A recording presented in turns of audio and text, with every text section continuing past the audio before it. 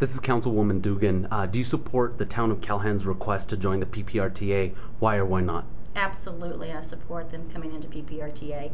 PPRTA was built on governments collaborating together to help infrastructure and road issues.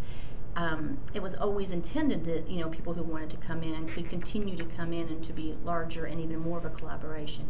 It's held up as a shining star of, one, governments working together, two, taxes being asked by the people, can they do this for specific events, for specific projects, and it's absolutely done to the will of the people of what they vote for.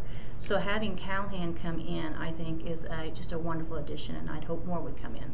Can you explain to viewers the controversy surrounding Calhan's request and their voting or not to have voting privileges?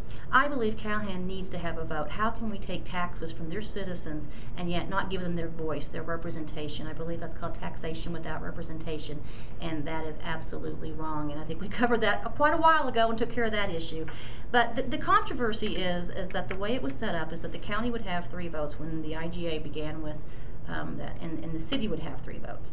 And then every new entity that came in would have 1 voting right. That is actually in the agreement that everyone would have 1 voting right. So the fact that there's concern on some of the city and some of the councilors that, well, now we'll be able to be outvoted. I believe strongly that if we bring something forward and we have 3 votes and we can't convince 2 others to agree with us, it's probably not the best resolution or the best way to spend taxpayer dollars. So I absolutely believe people should have a voice when they pay taxes.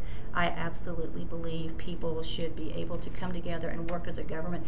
And if the city of Colorado Springs can't get whatever they want across because they can't convince 2 other votes, then it's probably not the best thing for PPRTA to be doing.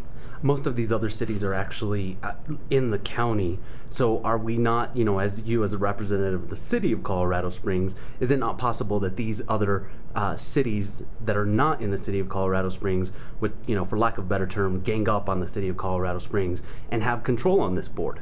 I believe there's always a chance that they would do that. I have worked with the people that are currently the governments, and I do not see that. What they do is they hold to the IGA, the intergovernmental agreement, excuse me, hard to say 3 times fast,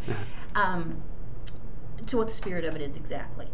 I have seen most of our votes are fairly unanimous. We're all absolutely trying to do what the taxpayer has asked us to do.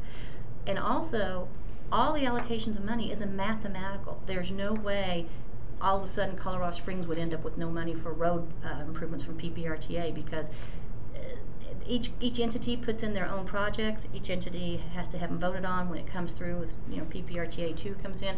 Every single one of them is out there. The money is calculated. It doesn't have to do with the votes.